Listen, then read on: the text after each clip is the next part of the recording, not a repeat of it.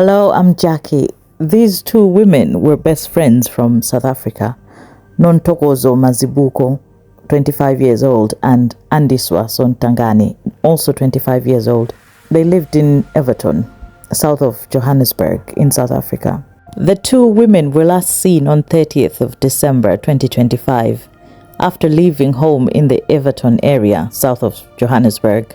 When they did not return home, their families became worried and reported them missing to the police. Others say they went to watch a match. Their families and community members searched for them for days while police launched a missing persons investigation. Sadly, on 8th January 2026, police discovered their bodies in the Porgy area near Randfontein, also south of Johannesburg. Police have since opened a double murder investigation. At this stage, police have not publicly named suspects, and no court has made any findings. Authorities have described the case as suspicious and say investigations are still ongoing. A manhunt has been launched, and police are appealing to anyone with information to come forward.